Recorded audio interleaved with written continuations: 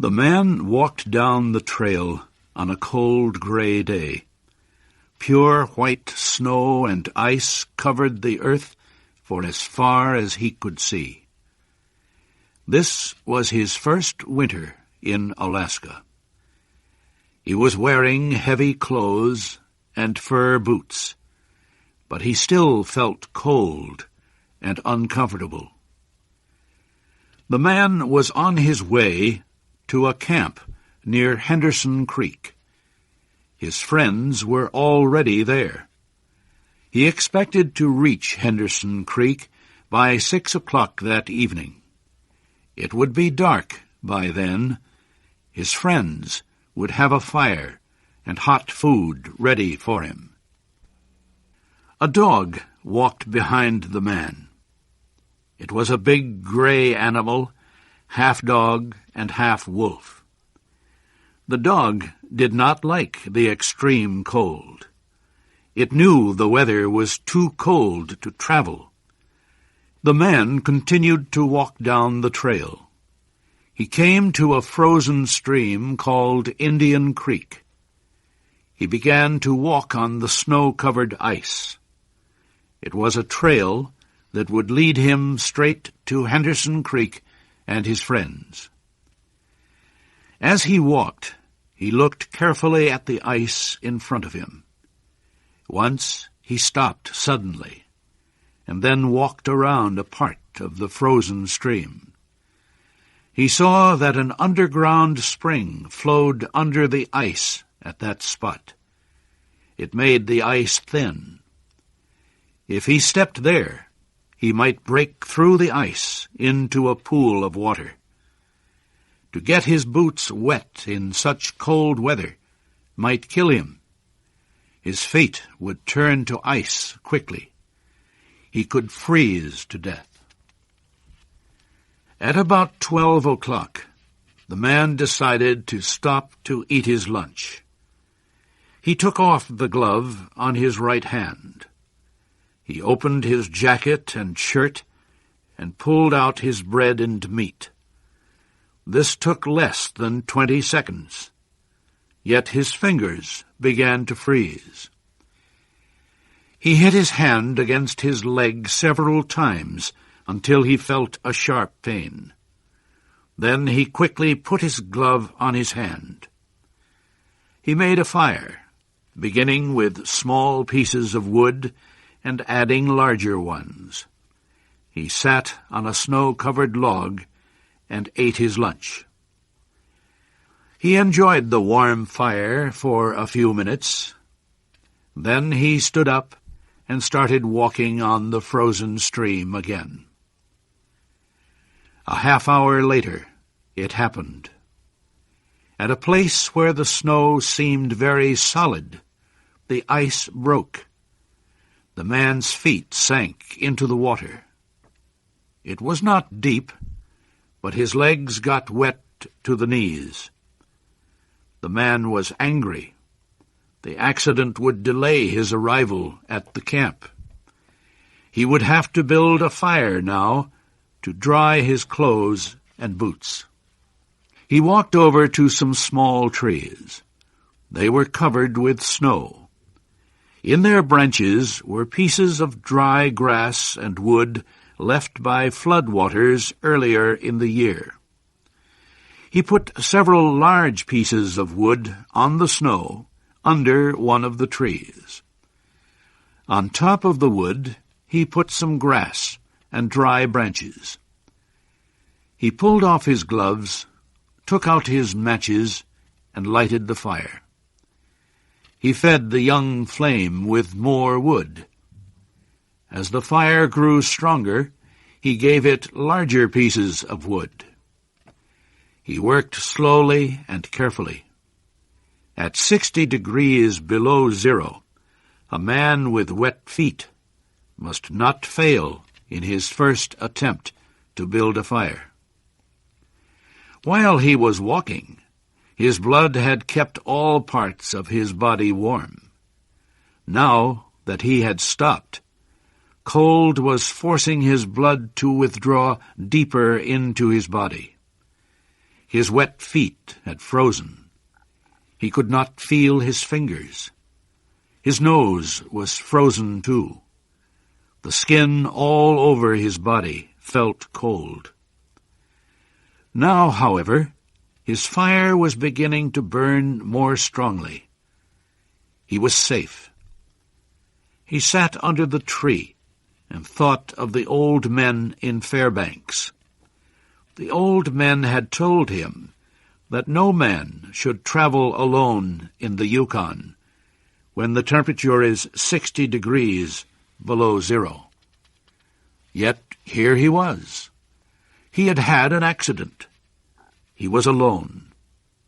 And he had saved himself. He had built a fire. Those old men were weak, he thought. A real man could travel alone. If a man stayed calm, he would be all right. The man's boots were covered with ice. The strings on his boots were as hard as steel. He would have to cut them with his knife. He leaned back against the tree to take out his knife. Suddenly, without warning, a heavy mass of snow dropped down. His movement had shaken the young tree only a tiny bit, but it was enough to cause the branches of the tree to drop their heavy load. The man was shocked. He sat and looked at the place where the fire had been.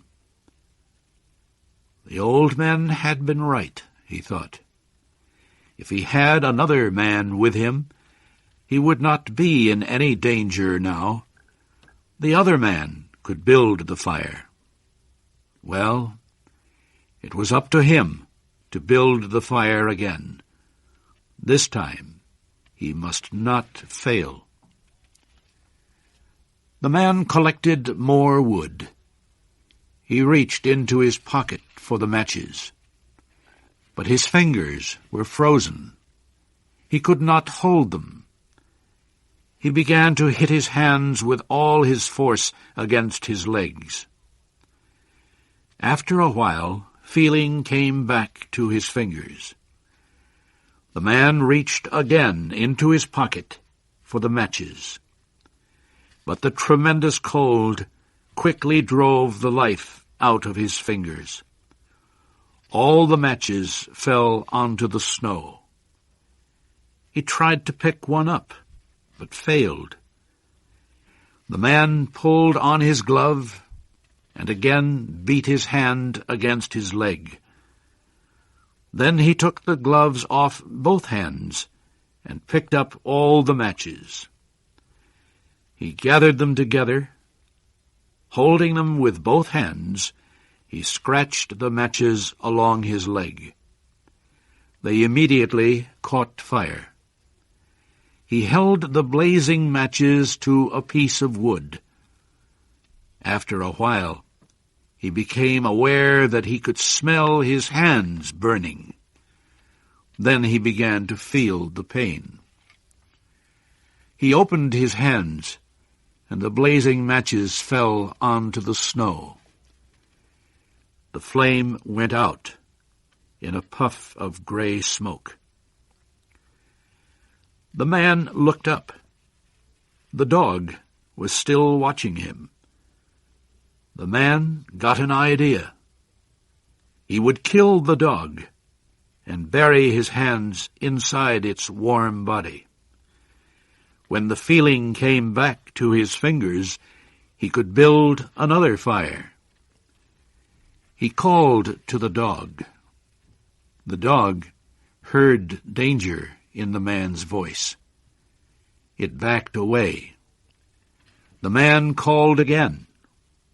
This time the dog came closer.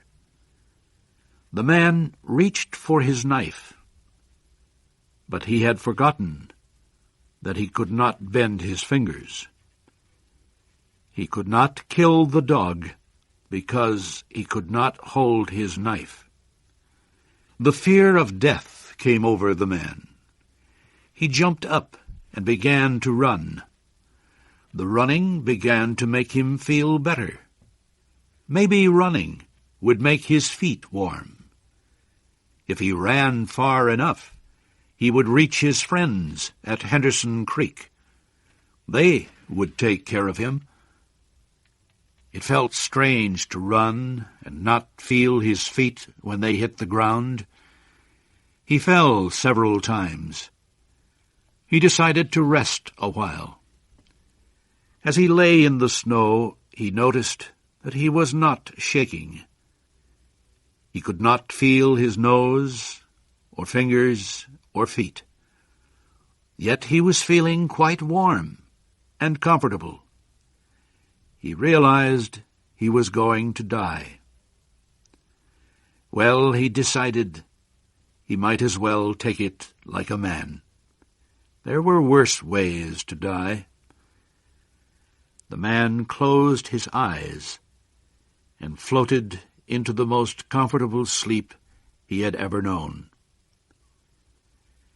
The dog sat facing him, waiting. Finally, the dog moved closer to the man and caught the smell of death. The animal threw back its head.